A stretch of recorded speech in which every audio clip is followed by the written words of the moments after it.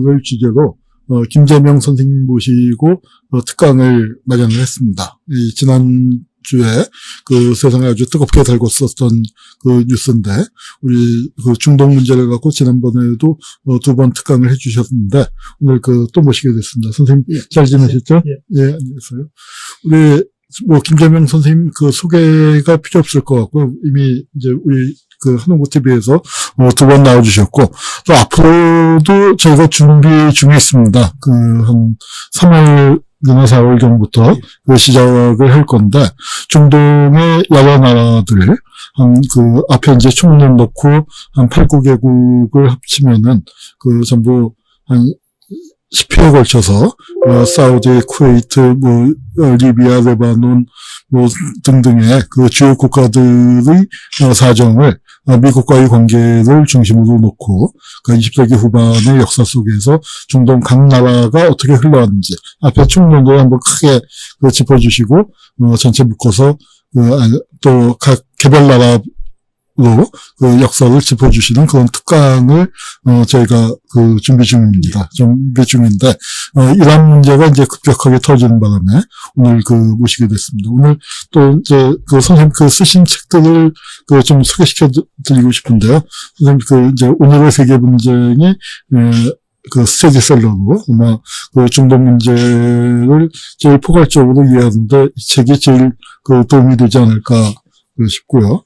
그다음에 최근에 내신 책이 병영. 이건 제가 꼭 읽어봐야 할 것 같습니다. 저도 나름 군대 문제를 갖고 이 병영문화 개선대책위원회 활동도 하고 또 양심에 따른 병역 거부 문제를 다룰 때 한국의 병역제도 어떤 방향으로 고쳐야 할까에 대해서 나름 조금 고민을 하다가 이 과거사 문제가 불거지면서 그쪽으로 빠졌는데 김재명 선생님께서 이제 이쪽 얘기를 전문적으로 써주셨어요. 저도 대단히 궁금하고 한번 제가 이 책을 읽고 난 다음에는 병역 문제를 갖고 한번 선생님 따로 모셔서 얘기를 해도 좋겠다 싶은 생각이 듭니다. 그다음에 또 이 책은 아마 좀 청소년들이 주로 보면 좋을 것 같은데요. 제목이 참 좋죠. 군대 없는 나라, 전쟁 없는 세상에 대한 꿈을 우리 현실 속에서 어떻게 실현해 나갈 것인가에 관한 책입니다. 이 책은 스테디셀러고, 이거는 신간입니다. 그리고 오늘의 세계 분쟁도, 2011년에 초간이 나왔고, 그 다음에 15년에 또 개정판이 나오고. 네. 그래서 이제, 계속 변화하는 정세를 업데이트해서 나온 책이기 때문에, 관심 있는 독자분들께서는 이 책을 좀 봐주셨으면 좋겠고요. 오늘은 대략 한 1시간 안팎으로 해서, 이란과 미국의 충돌, 미국과 이란과 미국의 충돌이 충돌에 대해서 한국에서도 여러 가지 관심이 뜨거운데 그 문제에 대해서 한 1시간 정도 좋은 말씀 들려주실 겁니다. 자, 그럼 선생님께 우리 시청자 여러분 큰 박수 치면서 들어가도록 하겠습니다. 고맙습니다. 네. 예, 안녕하세요. 오늘 저희가 핵개발, 이란의 핵개발이 세계 그동안에 관심을 끌어왔는데요. 이 핵개발 문제, 또 미국이 중심이 돼서 이루어지는 경제 제재 문제, 이런 것을 이 큰 틀에서 미국과 이란이 어떻게 갈등하고 충돌하는가. 그게 또 우리 지구촌을 포함한 한국에도 사실은 먹구름을 끼우는 또 그런 영향력이 미치는 분세인데요. 이걸 한번 여러분하고 그동안에 최근에 벌어진 큰 사건들을 중심으로 해서 한번 살펴보겠습니다. 자, 여기 제가 앞에 맨 표지에 사진이 두 장 보이시죠? 왼쪽에 어떤 여자분이 국기를 들고 있는 뒤에 두 사람이 보이는데요. 이란의 최고 지도자들이죠. 사진의 오른쪽에 있는 인물은 아야톨라 호메이니. 1979년에 이란에서 큰 혁명이 났을 때 그때 혁명 지도자였죠. 그리고 이란이 시아파가 중심으로 되어 있는 종교 이슬람 국가인데요. 이슬람 종교의 최고 지도자였죠. 1979년에 팔레비 독재 왕조를 쫓아낸 주역이죠. 근데 10년 뒤에 이 사람은 죽고 나서 1989년에 그 이란의 최고 지도자가 바뀌었죠. 왼쪽에 있는 하메네이라는 사람인데요.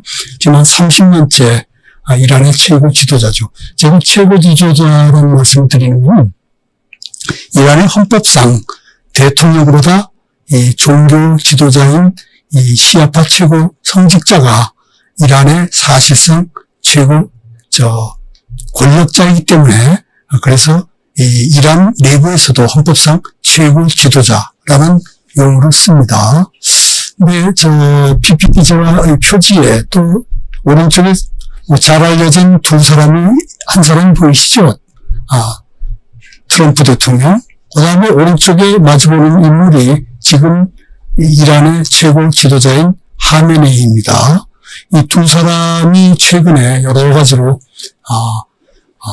상당히 서로 간에 또, 심리적인, 또, 물리적, 두 사람은 만날 일은 없으니까, 물리적 충돌까지는 아니겠지만, 상당히 여러 가지, 하여튼, 이란과 미국의 갈등의 주역들이죠. 예. 이란과, 이번에 저희가 한번 같이 생각해 볼 부분을 좀 정리를 해놨는데요. 최근에 벌어진 미국과 이란의 충돌이 이게 뭐 때문일까? 부분적으로 여러분들도 다 잘 아시는 부분들이에요. 그래서 제가 좀 앞부분을 좀 정리를 해볼 테고요. 이란 사람들, 저도 이란을 몇 번 갔는데요. 가서 이란 사람들한테 미국을 어떻게 생각하느냐 한다고는 좋은 얘기한 사람은 별로 없어요. 저 반미 정서가 상당히 깊은 그런 나라이더군요. 그래서 이들이 왜 그렇게 반미 감정이 이렇게 뼛속 깊이 가지게 됐을까? 이란의 역사 속에 미국이 저지른 폐악, 나쁜 그 기억들을 이란 사람들은 많이 가지고 있더군요. 이란의 석유를 말하자면 이권을 챙기기 위해서 친미 독재자를 만들어내고, 그 사람을, 저항했던 민족주의자들을 또, 탄압한 그 뒤에 바로 미국이 있었기 때문에, 그래서 미국 사람, 이란에 대해서, 이란 사람들은 미국에 대해서 별로 좋은 감정을 안 가지고 있죠. 자, 트럼프가 핵협정, 이게 2015년도에, 지금부터 5년 전이죠. 유엔의 그 상임이사국들하고 독일하고 해서 6개 나라가 이란을 상대로 너네가 핵을 개발을 안 하면 우리가 여러 가지로 이란에 대해서 제재하는 것을 풀어줄게. 그래서 서로 합의를 했었죠. 그때 미국의 대통령 오바마였죠. 근데 트럼프가 대통령이 되고 나서 바로 이거를 파기를 했어요. 그러면서 오늘의 이란 사람들이 굉장히 불행을 겪고 있는 중이죠. 그야말로 생활고를 겪는다. 민생고를 겪는다. 그 불만 때문에 이란 정부에 대해서 또 반정부 시위까지 나서는 그런 상황이 됐습니다. 그런데 트럼프가 오바마하고 다르게 이란을 이렇게 봉쇄를 하려고 하는 진짜 이유가 뭘까? 우리가 한번 같이 한번 해봅니다. 해답은 단순합니다. 이스라엘이죠. 그 뒤에는 이스라엘이 있죠. 이스라엘을 챙겨주기 위한 친이스라엘 일방주의가 결국 트럼프로 하여금 핵협정을 파기하고 유럽이나 다른 유엔에서도 반대하는 그 핵협정 파기를 반대를 했는데도 트럼프가 밀어붙이니까 여러분이 아시다시피 미국이 초원대국이죠. 그러니까 다른 나라는 따라갈 수밖에 없고 또 눈치를 볼 수밖에 없는 그런 상황이 우리가 오늘 사는 21세기의 국제 정치의 현실이죠. 자, 그런데 트럼프가 핵협정을 파기한 그 배경에도 사실 또 이스라엘이 있죠. 이스라엘이 끊임없이 미국을 향해서 이 오바마가 맺은 그 핵협정을 파기해달라. 트럼프가 그 주문을 받아들인 거죠. 그런데 여러분 아다시피 이스라엘은 핵 보유 국가죠. 이스라엘 정부에서는 이스라엘 자체가 핵을 가졌다 안 가졌다 말은 안 하지만 누구라도 다 알만한 공개된 비밀이죠. 그래서 공식적으로는 일반적으로 이스라엘 연구자들이 얘기하기로는 한 80개 정도 가지고 있을 거다. 그런데 또 연구자들 중에는 한 300개 이상 가지고 있을 거다. 뭐 어느 정도 가지고 있는 사실 아무도 알 수 없는 거죠.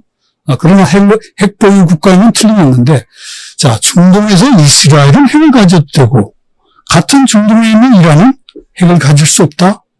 이건 뭔가 좀 이중잣대에 해당하는 거죠. 물론 우리가 지구촌의 평화를 사랑하는 많은 사람들은 지구상에서 핵이 없어야 되는 건 당연한 거죠. 그래서 이란이 핵 개발하는 거를 뭐 잘한다고 찬양할 수는 없는 거죠. 문제는 중동의 유일한 핵 보유 국가인 이스라엘은 핵을 폐기하라든가 또는 핵을 어느 정도인가 사찰을 받아야 된다든가 이런 이 국제사회에서는 미국이 딱 틀어막고 그런 논의를 못하게 하죠. 그런데 이란은 핵을 가지지도 않고 그런 이란에 대해서 핵을 핑계로 엄청난 경제 제재를 가하는 것, 이건 좀 문제가 있다.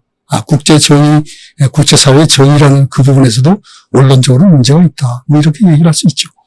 자, 문제는 우리한테도 영향을 끼친다는 거죠. 우리가 이란으로부터 석유를 많이 들여왔습니다. 해마다 한 50억 달러 정도를 들여왔어요. 그럼 이란은 석유만 우리한테 수출하는 나라는 아니었죠. 우리한테도 많은 걸 사갔죠. 그래서 이란도 우리한테 한 50억 달러 정도의 수입을 해가고, 그러면서 둘이 합치면 한 100억 달러 정도로 서로가 필요한 부분을 챙기고, 우리는 석유가 필요하니까 이란도 석유를 들여오고, 또 이란은 우리의 자동차, 또 가전제품, 또 조선, 뭐 이런 것에서 또 많은 이란이 또 우리한테 도움을 줬죠. 그래서 서로 잘 사이가 좋았는데, 미국이 트럼프가 더 이상 이란으로부터 석유를 수입하지 마라, 이렇게 우리한테 윽박지르니까, 그걸 어겼다간 여러 가지 또 제재도 있을 테고, 보복도 있을 테고 하기 때문에 국제사회의 많은 나라들이 이란 석유를 수입을 지금 하고 있질 않죠. 우리도 마찬가지예요. 자, 그런 부분이 이게 참 안타깝습니다. 이란 사람들이 볼 때 한국이 주권국가인데 왜 미국이 석유를 수입하지 말라고 하니까 그대로 그 말을 잘 따르는지 고개를 갸우뚱할 수도 있겠죠. 참 안타까운 일입니다. 자, 그건 뒤에 또 한번 살펴보겠습니다. 자, 먼저 이란이라는 나라가 어떤 나라인가? 한반도의 7.5배니까 굉장히 높죠. 남한으로 치면 16배 정도 되는 국토의 넓이를 가지고 있어요. 인구는 한 8,300만. 여기에 시아파, 이슬람의 순니, 시아 이렇게 크게 두 가지 종파가 있죠. 근데 이란 사람들 10명 중에 9명은 시아파예요. 자, 이란의 시아파가 또 이라크에도 또 시아파가 많죠. 그리고 그 옆에 있는 시리아도 또 시리아는 시아파가 약간 소수이지만 또 시리아의 정권이 또 시아파 출신이고, 또 그 지중해변에 있는 레바논도 시아파 사람들이 많고, 그래서 이란 서쪽으로 이라크, 그 서쪽으로 시리아, 그 서쪽으로 레바논, 이렇게 시아파 사람들이 서로 간에 어떤 이 정치적인 또 문화적인 종교적인 동질성을 가지고 있기 때문에 흔히 이거를 시아파 벨트라고 하는데요. 여기 지도에 보시면 밑에 사우디가 보이시죠? 사우디는 여러분이 잘 아다시피 순니파의 종주국이죠. 그러니까 사우디와 이란은 이슬람 종교의 그 시아 순니의 각각의 종주국이면서 종교의 차이가 이 종교를 제대로 믿으면 서로 싸울 일은 사실 없죠. 종교를 핑계로 종교를 말하자면 구실 삼아서 사우디하고 이란이 서로 지역 패권을 다투는 그런 모습인데요. 사우디는 여러분 잘 아시다시피 미국과 사이가 좋죠. 친미 국가이고, 그러다 보니까 이란과 미국의 갈등이 결국 그 뒤에는 미국이 원래 챙기는 이스라엘, 그리고 또 사우디, 이렇게 이 반 이란 동맹 전선이 또 형성이 돼 있고, 이런 것이 지금 중동에 여러 그 정치적인 긴장의 먹구름을 끼우는 그런 요소로 이해가 됩니다. 이 밑에 PPT에 보시면은 이란이 세계 석유 매장량이 세 번째로 많다. 첫째는 베네수엘라, 둘째는 사우디. 원래는 캐나다가 3위였는데 작년에 그러니까 2019년이죠. 이란에서 한 500억 배럴 정도의 대규모 유전을 발견했어요. 그렇기 때문에 3위로 올라섰어요. 석유만 잘 관리하고 이걸 잘 팔고 그것을 거기서 생긴 돈을 국민들한테 잘 나눠주면 이란 사람들이 못 살 리가 없죠. 그러나 지금 이란은 석유를 팔 수가 없는 그런 상황에 아주 벼랑에 내몰리는 그런 모습입니다.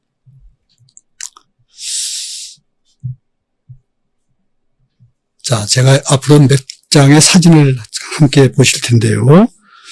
작년 말에 이라크에 있는 바그다드에 있는 미국 대사관이 이라크 사람들한테 공격을 좀 받았죠.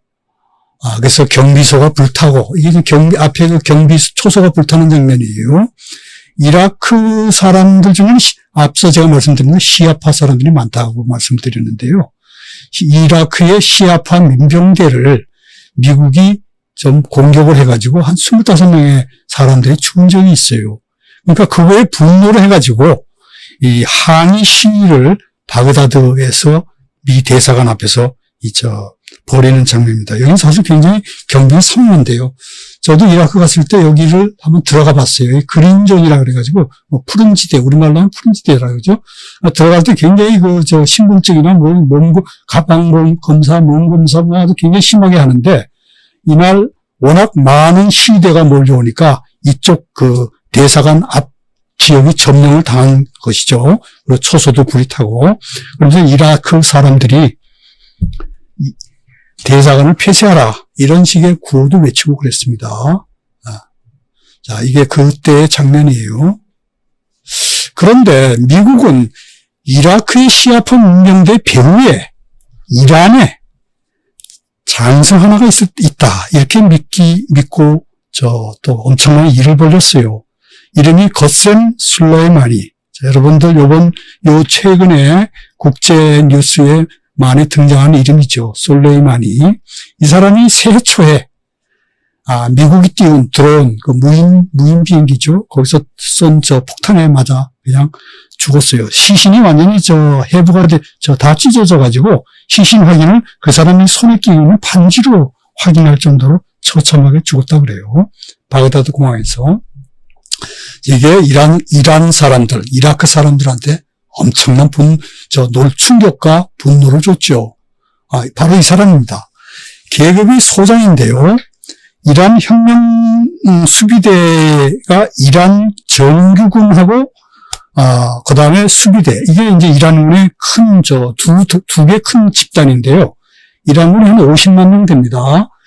정확히 52만 명이라 그러는데, 이란 정규군이 한 15만 명. 그 다음에 이란 혁명 수비대가 이란 정규군이 한 35만 명. 이란 혁명 수비대가 한 15만 명. 거기에 또 특히 정예부대라고 하는 쿠두스, 그 부대의 사령관이에요. 그리고 계급으로는 이란군 계급으로는 소장인데요. 이 사람이 이제 미국의 좀 밑보인 셈이죠.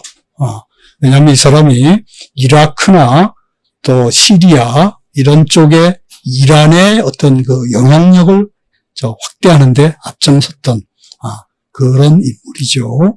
실제로 IS, 이슬람 국가라고 하는 미국이 말하는 테러 조직, 그거를 하고 전쟁할 때도 이 사람이 실제로 IS를 격퇴하는데 또 많은 힘을 썼다 그래요. 그러나 이제 IS는 지금 세력이 굉장히 약해졌죠.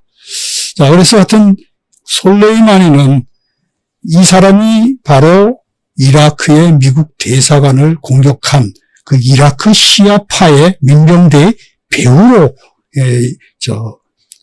지목을 받아가지고 결국은 미국이 드론으로 죽였습니다.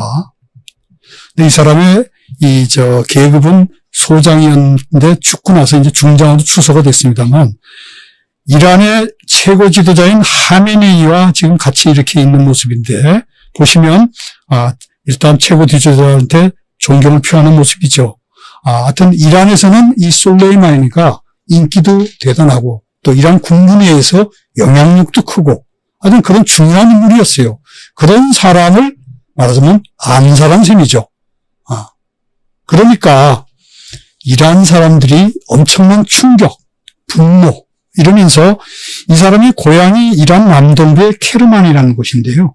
여기서 벌어진 장례식에 워낙 많은 사람들이 몰려오는 바람에 사고도 안타깝게도 있었죠. 50만 명이 깔려 죽는 그런 또 아주 생각지 않은 불행한 일도 벌어졌습니다. 자, 그러면서 이란에서는 사람들이 다 솔레이마니에 대한 죽음에 대한 복수를 외쳤겠죠. 자, 그러니까 그 복수를 외치는 소리가 트럼프 귀에도 들려갔겠죠. 당연히. 이란 전역에서 성조기를 불태우는 그런 데모를, 시위를 벌였죠. 그런데 미국은 사실 솔레이마니에 대한 전부터 이 사람을 암살의 리스트에 올려놓고 재고 있었다고 그래요. 여러분이 작년 9월 달에 국제뉴스를 통해서 아시겠지만 사우디의 정유시설이 한번 드론의 공격을 받아서 피해를 본 적이 있죠. 18대의 비행기가 날아와가지고 폭탄을 떨어뜨리는 바람에 사우디 정유시설이 많이 파괴가 됐는데요. 이러면서 사우디하고 이란 사이가 사실은 굉장히 긴장 상황이었죠. 폭탄을 이란이 쏜 건 아니었다 그래요. 예멘 반군, 후티 반군이 사우디를 향해서 공격을 한 것은 그렇게 알고 있는데요. 그런데 이제 트럼프는 상당히 이런저런 올해 초에 이런 막말들을 내뱉었어요. 이란이 솔레이마니에 대해서 죽음의 보복을 하겠다고 하니까 이란 문화재를 포함해서 52곳을 52곳을 폭격하겠다. 이러면서 하는 말이 이란의 문화유적지를 건드리면 안 되냐? 그건 말도 안 된다. 우리가 쏠 수도 있다. 파괴할 수도 있다. 자, 이란은 여러분이 아다시피 어느 문명의 후예입니까? 페르시아 문명이죠. 고대 유적지가 사실 이란의 중부, 남부에 상당히 많이 있죠. 그래서 그리스의 알렉산더가 파괴한 페르세폴리스, 저도 거기를 한번 가봤는데요. 가서 입이 떡 부러지더만요. 2500년 전에 그리스가 파괴한 페르시아의 수도 궁전이 지금도 엄청난 크기로 그대로 있어요. 대리석이 그냥 한 2m 두께의 엄청난 대리석들이 곳곳에 있는데, 그런 찬란한 문명을 이란 사람들은 사실 자긍심을 가지고 있죠. 근데 그걸 트럼프가 문화재도 파괴할 수 있다, 이런 막말을 했어요. 근데 이건 사실 전쟁 범죄죠. 이 밑에 제가 써놨습니다만은 인류 문화유산을 고의적으로 파괴하는 건 곧 전쟁 범죄죠. 왜냐하면 이거는 1954년도에 무력 충돌 시에 문화재 보호에 관한 헤이그 협약, 여기에 미국도 이란도 서명한 나라들인데, 이란 문화재를 폭격한다는 건 그거는 사실은 말이 안 되는 얘기죠. 그래서 제가 막말이라 해놨습니다. 자, 결국은 이란이 보복에 나섰죠. 솔레이마니가 죽고 나서 이란 혁명수비대가 이라크에 있는 미군 기지를 향해서, 두 곳을 향해서 미사일을 쐈습니다. 그게 1월 8일이죠. 그런데 외신을 통해 알려진 이라크의 미군 기지, 피해를 봤다는 곳에 여기 서 있는 미군 병사들 모습을 한번 보십시오. 표정들이 다들 밝아요. 웃고 있어요. 사실은 내막이 이렇다고 그래요. 이란이 이라크에 있는 공군기지를 공습을 하겠다고 하면서, 기지를 공습하겠다고 하면서 미리 이라크 정부에 알려줬다 그래요. 이라크 정부가 그걸 알고 듣고 미군한테 안전한 곳에 피해가 있으라. 경락고나 이런 방공호나 이런 데 피해가 있으라. 그런 상황에서 미사일들이 떨어졌기 때문에 건물은 좀 파괴가 됐는데 미군 인명피해는 없었죠. 결국은 이란이 그냥 이건 미국과 어떻게 보면 뭐 약속된 그런 뭐 태권도라면 뭐 서로 크게 상처를 안 내고 약속된 대련을 한 뭐 짜고 치는 뭐 그런 전쟁을 한 그런 모습처럼 비춰지기도 하죠. 그건 사실 이란이 미국도 마찬가지입니다만 이란이 미국과 전면전을 원하는 건 아니죠. 솔레이마니의 죽음에 대해서 나름대로 분풀이, 화풀이는 해야 되는데 그렇다고 미국과 크게 본격적으로 전쟁할 그런 의지는 사실 없기 때문에 그렇게 미리 공습을 알려줬다 이렇게 이해가 됩니다. 자, 그런데 그 즈음에 또 사건이 있었죠. 여러분 또 들어보셨습니다만은 우크라이나 여객기가 테헤란 공항을 떠나다가 이란군이 잘못 쏜 미사일에 맞아서 떨어졌죠. 안타까운 일이에요. 그래서 160명 넘는 안타까운 목숨들이 희생이 됐는데요. 그래서 이런 추모도 하고. 근데 처음에는 이란 사람들이 이게 실수로 이란군이 쏜 것이 아니고, 다른 그냥 흔히 가끔씩 일어나는 여객기 사고로 생각을 했는데 이게 결국은 이란군이 잘못 쏜 걸로 정부에서 처음에 거짓말을 했구나 하는 것이 곧 드러났습니다. 그러면서 이란 사람들의 분노가 정부에 대한 분노로 또 그 전에 이 민생고 때문에 그 뒤에 또 좀 제가 말씀을 다시 드리겠습니다만은 이란 정부가 이 미국의 제재를 받아서 여러 가지 재정 상황을 안 좋고 하니까 그걸 충당하기 위해서 휘발유 값을 좀 올린 그런 부분이 있는데 그런 거에 대해서 사람들이 분노하면서 시위를 좀 했었죠. 그래서 사상자도 좀 생겨났는데 솔레이마니가 죽으니까 이란 전역이 사실 추모 분위기였죠. 그래서 반정부 시위는 한동안 사라졌는데 솔레이마니의 죽음 뒤에 곧 우크라이나 여객기가 이게 이 정부의 실수로 떨어졌다는 것을 사실은 처음부터 사실 알렸으면 모르겠지만 숨겼다가 나중에 이걸 어쩔 수 없이 밝히게 되니까 또 한 번 정부에 대한 또 실망감과 더불어 분노가 또 대규모 시위로 이렇게 나타났습니다.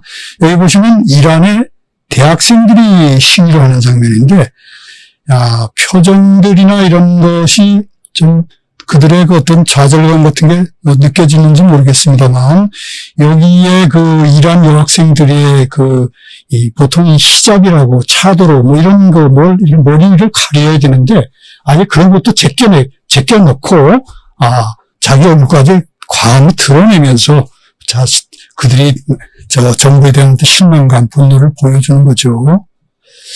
근데 이제 이란 정부는 이렇게도 얘기합니다. 이란 사람들의, 우리 국민들의 시위를 또 뒤에서 부추기는 어둠의 세력이 있다.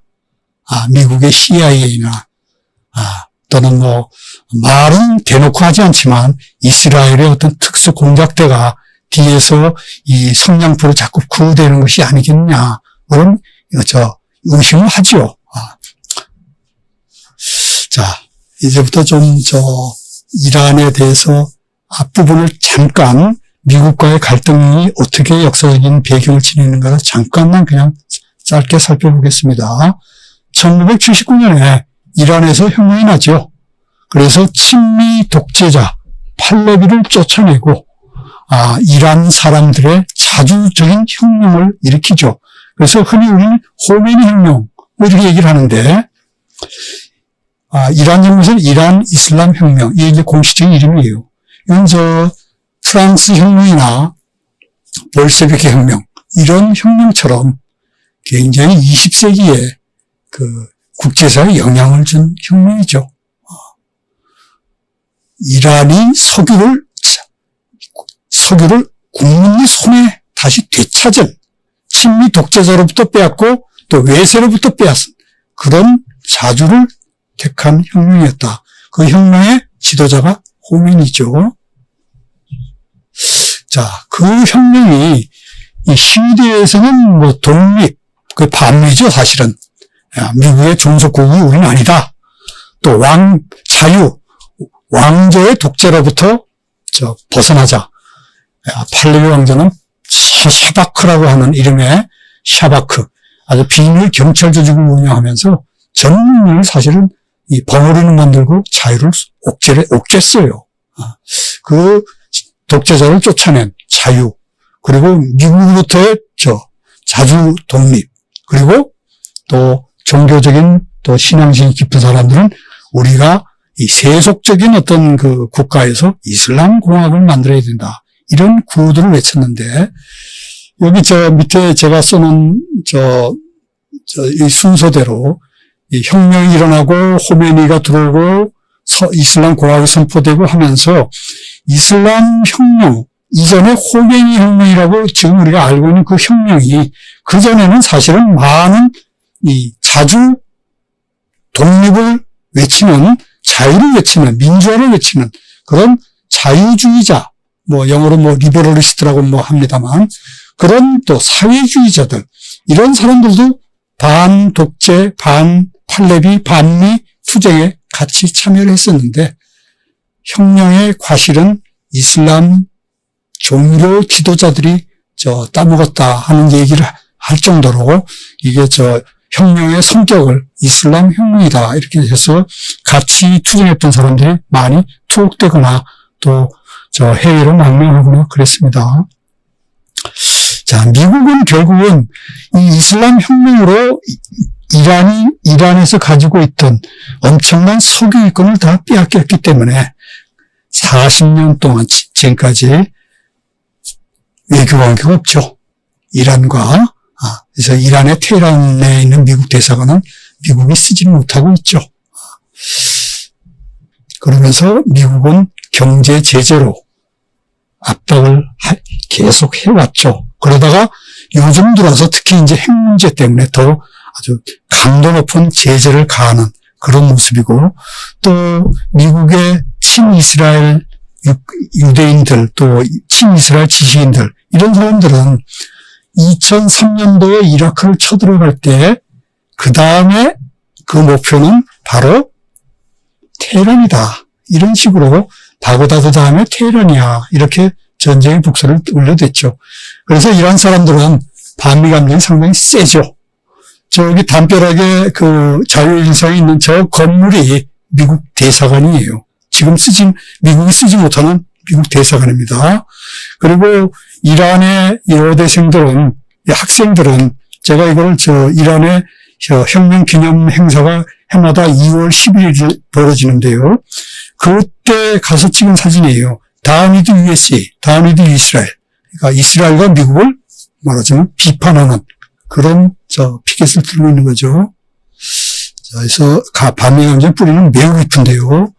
이란 사람들은 정치적인 행사가 있을 때마다, 큰 행사가 있을 때마다 미국 지도자들을 헛사비를 만들어가지고 이렇게 불을 태우기도 하고, 또 대규모 집회에서 반미 구호를 외치기도 하고, 또 이렇게 포스터나 이런 걸로 해서, 여기 지금 포스터에 보시면 어린아이가 보이시는데 팔레스타인 어린아이예요. 팔레스타인 어린아이가 미국이 이스라엘에 건네준 무기로 죽는, 커서 대학생이 돼서 좋은 사람이 되겠다고 생각하는 어린이에게 공습을 하는 그 무기가, 이스라엘의 무기가 바로 미제 무기다.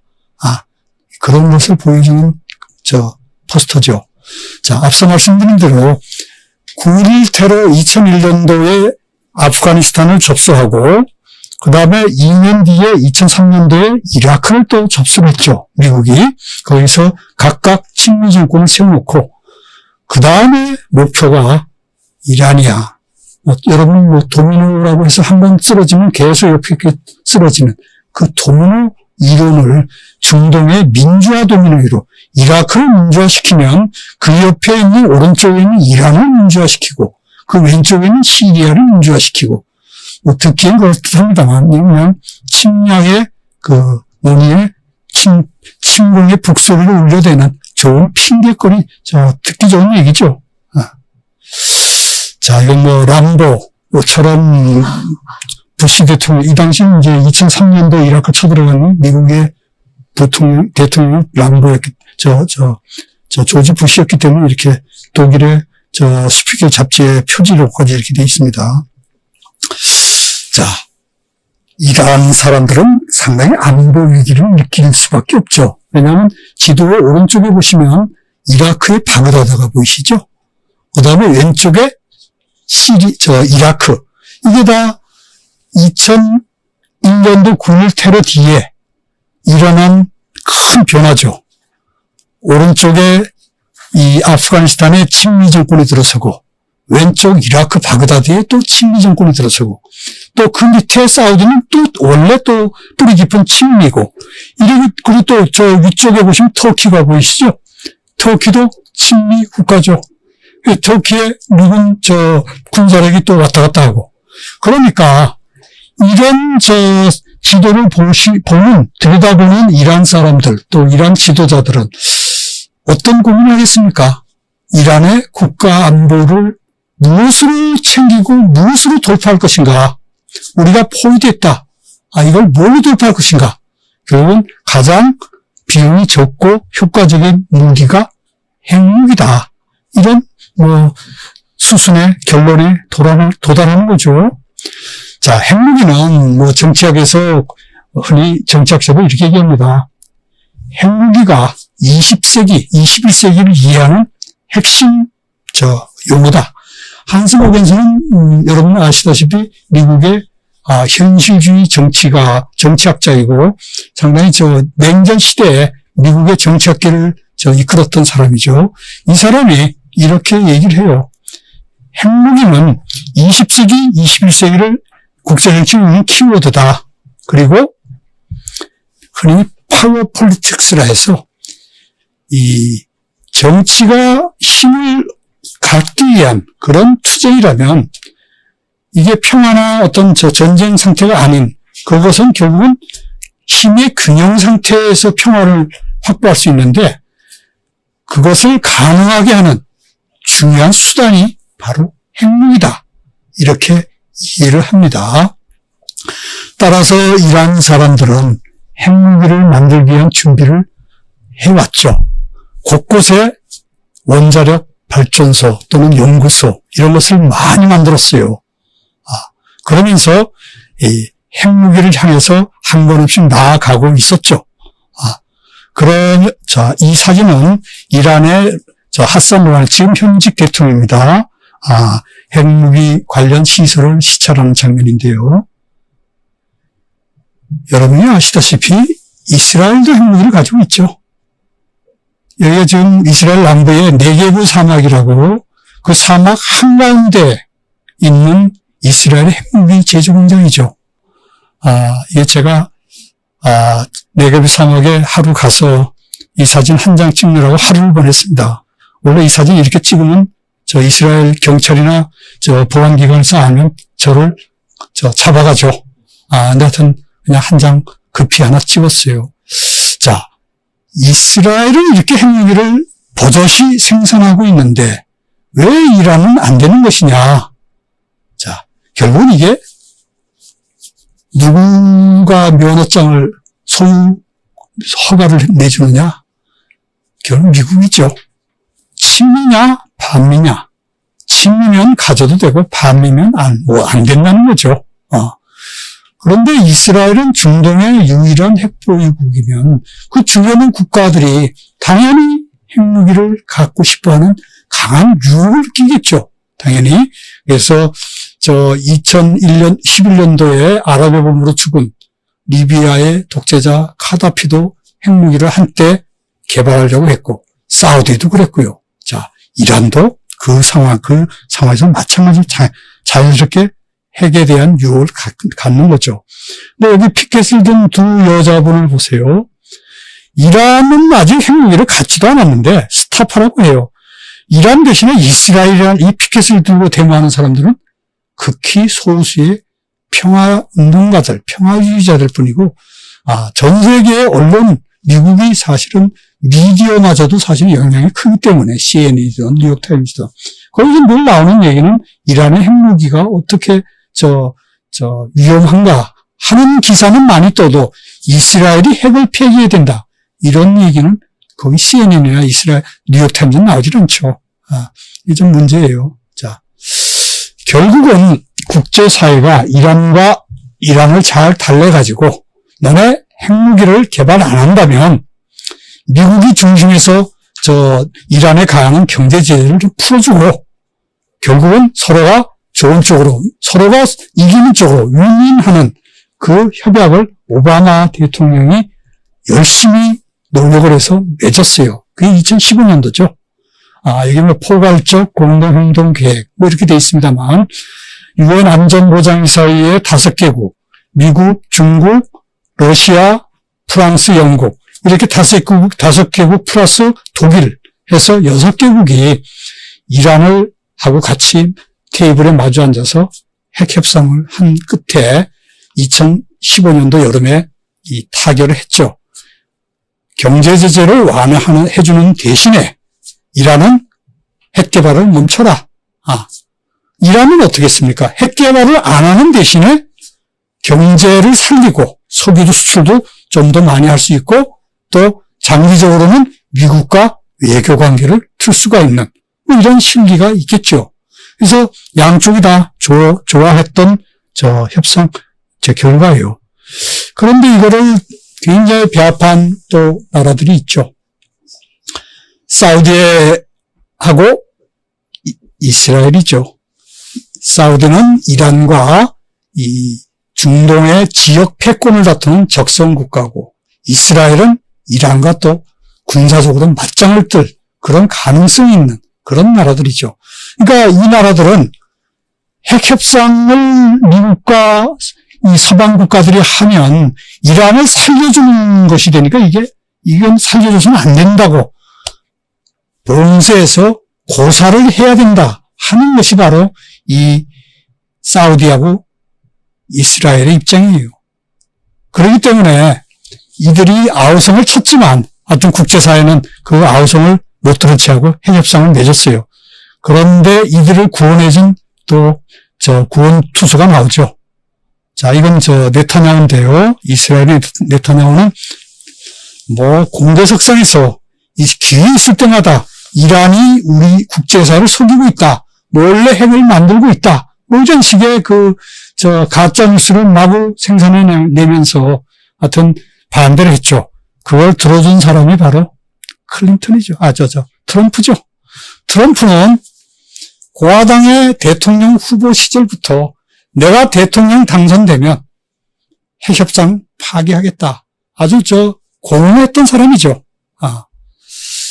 자, 그렇기 때문에 결과가 이렇게 됐어요.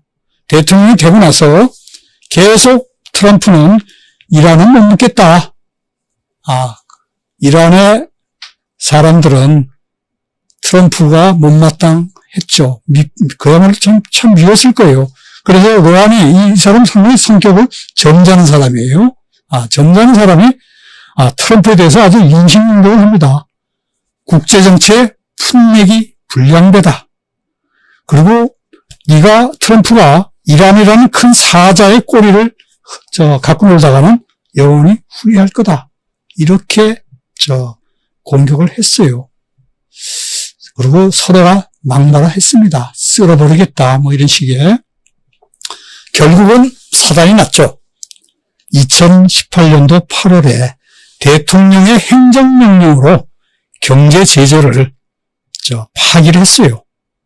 핵협정을 파기를 했어요. 그리고 경제 제재를 해나갑니다. 자, 그 경제 제재의 내용이 결국 이란 경제를 완전히 그냥 말려 죽이려는 그런 내용들이에요. 그러니까 이란이 국제 금융의 중심인 달러를 구입하는 거 핵도 가지려고 하는 거를 막고 결국 이란의 외환 보유고를 제로로 만들겠다. 이게 바로 행정령의 핵심이죠. 자, 그러니까 이란 경제가 아주 나빠질 수밖에 없어요. 이란 사람들이 엄청나게 많이 비난하고 성조기를 태우고 이렇게 했지만, 이란 사람들이 미국의 경제 제재 강화에 대응할 힘이 사실은 없죠. 있다면 이 호르무즈 해협에 이거를 막아버리는, 그래서 세계 경제를 한번 흔들어대는 그런 것은 또 하나의 카드로 활용할 수는 있겠죠. 호르무즈의 해협이라는 여기 보시면, 제일 좁은 데는 한 40km도 안 돼요. 여기를 이란 해군이 딱 막아선다면 원인 수송선이 못 나가지 않습니까? 그러면 여기에 전 세계 석유의 35%쯤이 여기를 지나가는데 세계 경제가 혼란을 받겠죠. 그랬다간 이란이 또 그야말로 국제사회로부터 쌍욕을 얻어먹겠지만, 이란으로서는 벼랑 끝에 몰리면 우리가 호르무즈를 막을 수도 있다. 이렇게 말을 하긴 했습니다. 자, 이건 하나의 그냥 숨겨진, 가지고 있는 이란의 카드일 뿐이지 아직 실행은 옮기질 않았어요.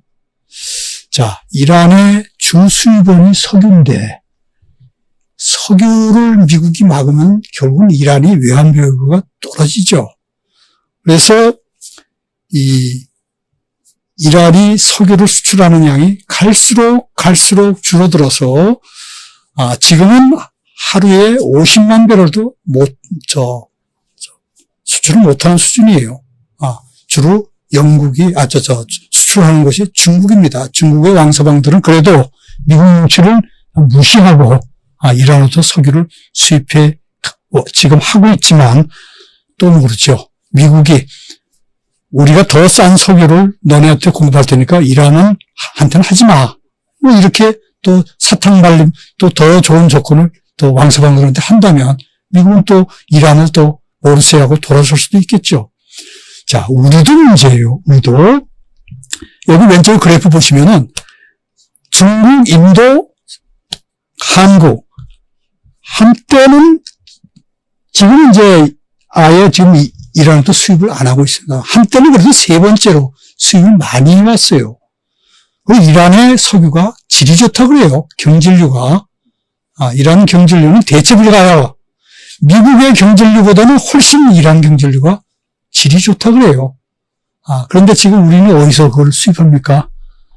미국으로부터도 일부 수입하고, 하여튼 어쩔 수 없이 운을 이렇게 또, 대안을 지금 찾고 있는 중이죠. 그래서 미국의 대이란 압박이 우리 한국에도 나쁜 영향을 미치고 있다. 이렇게 얘기를 할 수 있습니다. 그럼 뒤집어 보면 어떻게 됩니까? 미국 뒤에 누가 있습니까? 이스라엘 있고 사우디 있죠. 그럼 사우디로부터 우리 석유 많이 수입하면 되겠네. 하지만 이란 경질류가 워낙 질이 좋고 싸다는 거 아닙니까?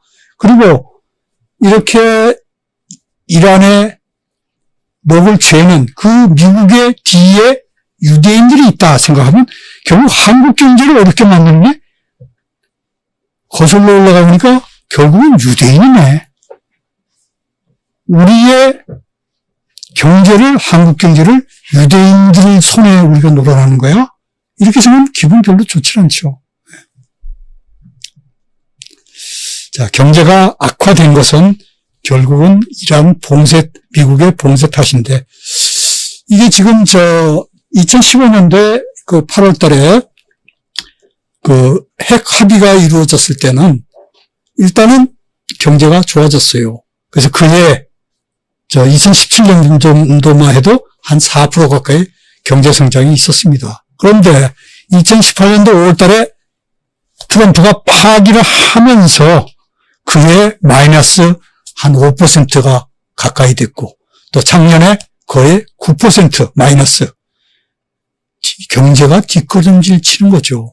외환보유고는 외환보유고대로 줄어들고, 실업률은 실업률대로 세계 평균보다 2배가 되고, 청년 실업률은 30%, 인플레는 40%. 이게 말이 됩니까?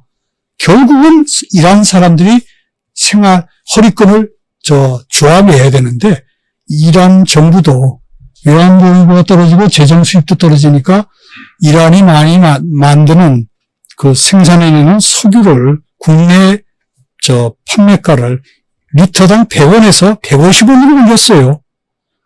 100원? 150원? 제가 여기 오기 전에 자동차 기름을 넣었는데 1,600원 1리터에 놓고 왔어요. 그러면 100원에서 150원 1리터 올렸다 하더라도 이게 우리 기준으로 보면 10분의 1밖에 안 되죠. 근데 이란 사람들한테는 지금 가뜩이나 어려운데 왜 또 50%는 올리냐. 이게 평소에 가졌던 이런저런 이란 정부에 대한 불만 뭐 이런 것들이 그 유가 인상을 그게 성냥불이 그어되는 것처럼 해서 곳곳에서 대규모 시위가 벌어졌어요.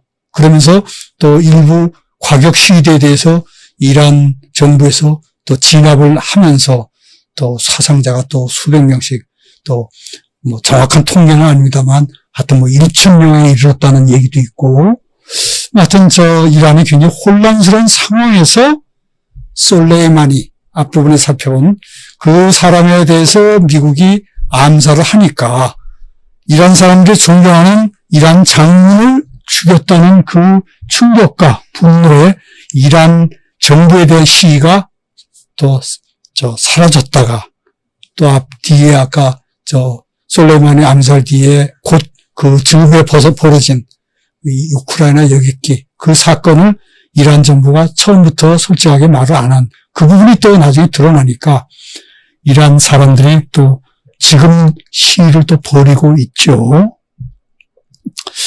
자, 이란의 시위대의 주역들은 사실 젊은이들이 많아요. 왜냐하면 1979년에 이란 이슬람 혁명을 모르는 사람들이 70%가 넘는다 그래요. 그 이후에 태어난 사람들이. 그래서 이 사람들은 반미 독재자인 팔레비를 쫓아낸 이란 혁명은 그 당위성은 당연히 우린 받아들인다. 근데 이란의 헌법 구조상 대통령보다 권한이 더 큰 상위의 이란 최고 지도자, 이슬람 시아파 최고 성직자가 이란의 어떤 정치 질서를 지배하는, 그래서 그것이 전체 이란 사회에 이슬람 종교의 엄격한 그 통제가 너무 숨막힌다. 그 평소에 생각해오던 많은 젊은이들이 좀 못 살겠다. 내 직업을 찾아다오.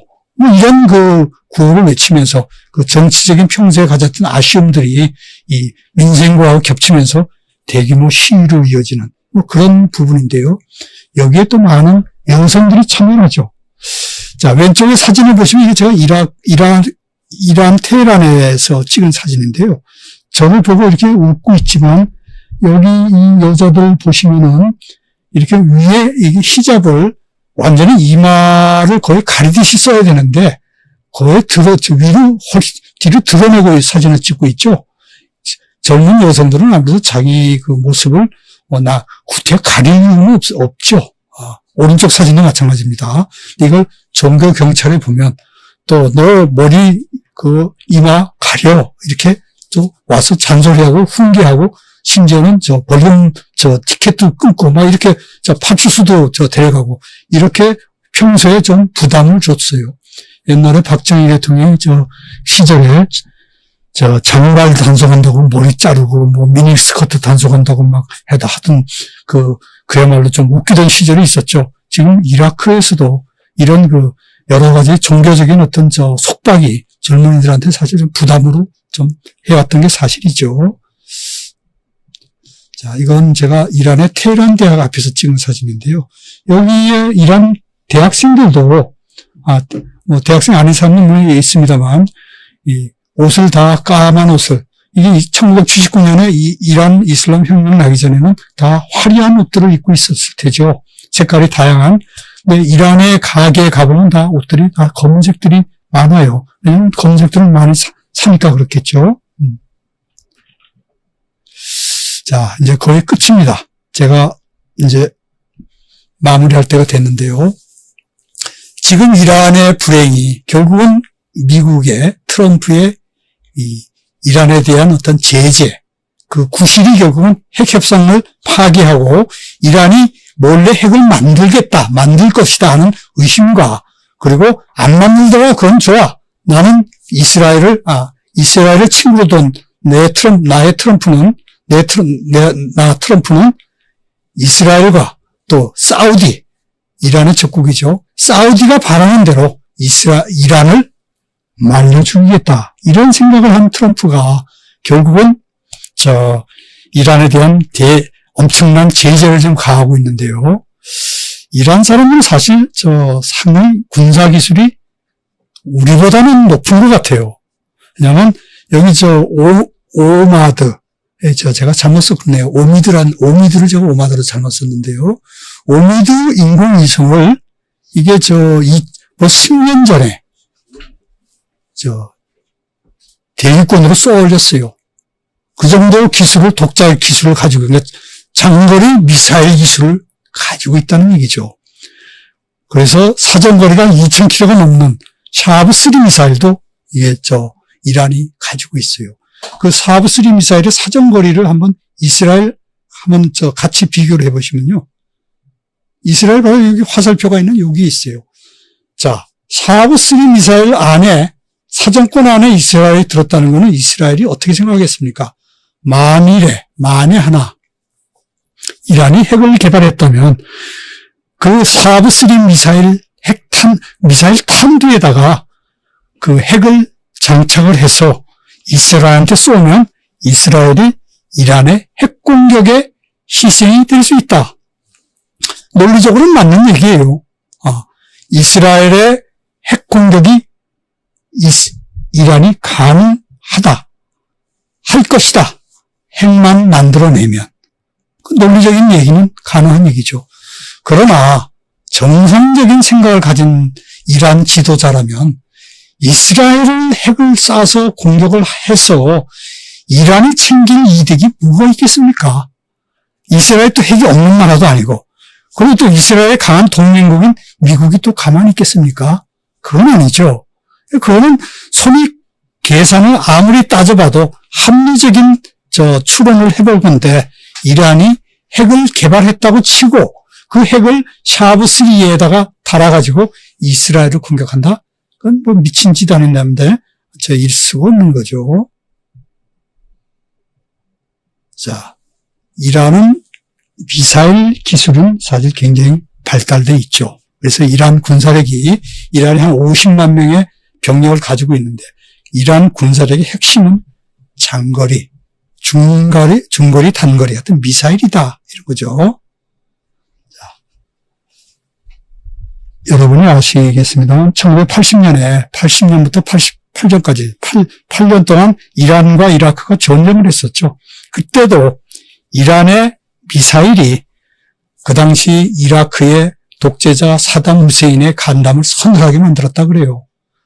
그래서 사담 후세인이 먼저 이란의 호메이니 그 당시 지도자한테 전쟁을 끝냅시다 하고 먼저 제안을 했을 정도로 그 이란 미사일은 위력을 갖고 있는데요. 자, 케네스 왈츠라고 여러분들 미국의 정치학자죠. 2015년도에 이분이 돌아가셨는데요. 미국의 신현실주의라는 정치 학파의 거두죠. 그래서 이란을 포함한 중동의 많은 정치학조들이 케네스 왈츠의 이 글을 읽었다 그래요. 포린 어페어즈라고, 이게 외교 전문지죠. 미국에서 발행하는. 왜 이란이 폭탄을 지녀야 하는가. 2012년도 여름철에 나온 글인데요. 이 글의 내용이 요점이 이렇습니다. 이란이 핵 개발에 성공해서 핵무기 보유국가로 된다면 중동의 군사적 균형과 안정을 가져온 긍정적인 변화다. 우리가 듣던 얘기하고 좀 다른 것 같죠? 이란이 핵을 가지면 뭔가 큰일이 날 것 같았는데, 미국이 주장하듯이 큰일이 날 것 같았는데 그건 아니다는 거죠. 중동의 군사적 균형이, 앞서 제가 처음에 국제정치학의 이 힘의 정치라는 말씀을 앞부분에 잠깐 드렸습니다만, 힘이 서로 균형을 이룰 때 전쟁을 서로 하기 어렵다. 그래서 이 세력 균형이 군사적 균형의 바탕에서 이루어진다. 그래서 평화가 이루어진다는, 물론 군사적 균형만이 평화를 가져오는 건 아니죠. 전 세계적인 어떤 평화에 대한 어떤 강한 목소리, 평화주의 운동가들, 또 평화로 살아가는 시민들의 강한 목소리, 그리고 또 유엔의 어떤 평화 유지 능력, 또 국제사회의 압력, 뭐 이런 것이 다 전쟁하고 싶은 나라를 전쟁을 못하도록 막는 요인이지만, 기본적으로 내가 가고자 하는 나라의 군사력이 나하고 거의 비슷하다면 감히 전쟁을 하기가 어렵죠. 자, 케네스 와츠도 그 얘기입니다. 이스라엘이 핵무기를 홀로 보유한 나라인데, 중동에서, 그러면서 이스라엘에 군사적으로 맞설 수 있는 나라가 사실 중동에 이란밖에 없어요. 근데 이란은 핵무기를 가지고 있지 않죠. 이란이 핵을 가진다면 군사적 균형이 이루어져서 중동 평화에 도움이 될 것이다. 이런 얘기예요. 그리고 또 이란 지도부가 이게 미친 또라이들이 아닌 다음이야. 이스라엘을 공격할 리가 없다는 거죠. 그래서 이란의 지도자들이 합리적으로 어떤 정책을 선택할 때 이스라엘에 핵무기를 쏘는 선택은 하지 않을 것이다 하는 거죠. 자, 이스라엘과 사우디는 케네스 와치 교수의 이 글에 대해서 엄청나게 반발을 했습니다. 그러나 케네스 와치가 워낙 미국 정치학계의 그야말로 거목이기 때문에 이게 사실은 미국의 이름 없는 어떤 학자나 어떤 언론이 이런 칼럼을 썼다 그러면 박살이 나겠죠, 당연히. 학교에서 쫓겨나거나 신문사에서 쫓겨나거나 이 유대인들의 압력으로. 그렇지만 케네스 워치는 그럴 정도의 급이 아니죠. 아주 콜롬비아 대학의 명예교수고 하여튼 미국 정치학계를 이끌어가는 사람이었기 때문에 이 사람이 죽기 3년 전에 쓴 이 글은 우리가 좀 관심 있게 한번 인터넷에 여러분들 여기 써놓은 Why Iran Should Get the Bomb 이 주제를 인터넷 주제로 치시면 월치의 글을 포리너프즈의 있는 글을 우리 다운로드 받아서 보실 수 있어요. 꼭 한번 읽어보시기 바랍니다. 자, 이게 마지막 화면이에요. 자, 지금까지 우리가 미국과 이란의 갈등, 서로 미사일도 쏘고 표적 암살도 하고 하여튼 2022년, 2020년 연초부터 좋은 일이 없었죠. 거기에 또 우크라이나 비행기까지도 또 잘못 맞아 격추가 되고. 자, 미국과 이란 간에 이 갈등이 없었다면 이란군이 그렇게 비상근무를 하면서 엉뚱한 여객기를 쏴대는 그런 불행한 일은 또 안 일어났겠죠. 참 안타까운 일이에요. 자, 그래서 미국과 이란이 전쟁이 일어날까 하는 사실 걱정을 하는 분들도 많이 있는데요.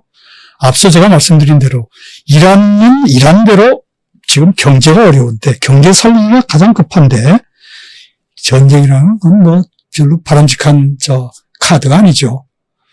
또 트럼프는 어떻습니까?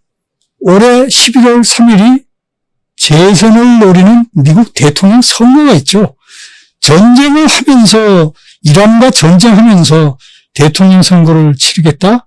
물론 득이 되는 부분도 있겠죠. 그러나 만일에 전쟁에서 이 미국 바람직한 결과를 얻죠. 그렇기 때문에 트럼프도 이란과 전쟁을 하지는 않을 것 같아요. 다만 이란을 계속 고강도로 억제하는 그럼으로써 자신이 챙길 이득을 또 이스라엘과 사우디에 도움이 되는 그런 쪽의 정책을 펴갈 것으로 보고요. 오른쪽에 이스라엘의 네타냐후죠. 이 사람도 지금 이스라엘이 지금 3월 2일 날 또 총선이 있죠. 작년에 2019년도에 2번 총선했는데 이 사람이 압승을 거두지 못하는 바람에 내각을 구성도 못하고 결국은 세 번째 지금 또 대학에 들어가는 재수, 3수, 4수, 지금 4수째 지금 총리를 지금 이 내각을 구성을 이제 할지 어떨지 모르겠습니다. 그러니까 네타냐후는 뭐겠습니까? 트럼프요, 한번 이스라엘 맞짱 좀 떠주세요. 전쟁 좀 해주세요. 그럼 이스라엘은 전쟁 분위기 속에 아무래도 집권자한테 유리하니까 네타냐후가 표를 좀 더 얻을 수 있겠죠. 그쪽 당 쪽에서. 그걸 내심으로 바라니까 트럼프는 전쟁할 생각은 없다 그러고. 그러면 결국 두 사람의 합치하는 바는 뭐겠습니까? 이란을 최고조, 최강도로 옥죄는 그런 정책을 계속 펴나갈 거지 국제사회, 많은 중동 평화를 바라는 많은 전 세계 시민들이 바라는 대로 중동의 평화를 위해서는 미국이 이란에 대한 제재를 좀 풀어주고, 이란을 좀 살려야, 그래야 그 지역 긴장도 풀어지고, 그게 결과적으로 미국에 도움이 되는 거 아니겠어? 이런 요구를, 그런 주장을 트럼프는 받아들일 생각은 없어 보입니다. 여전히 안타깝지만 긴장 상황은 이어질 것 같습니다. 자, 오늘 여기까지 말씀드리겠습니다.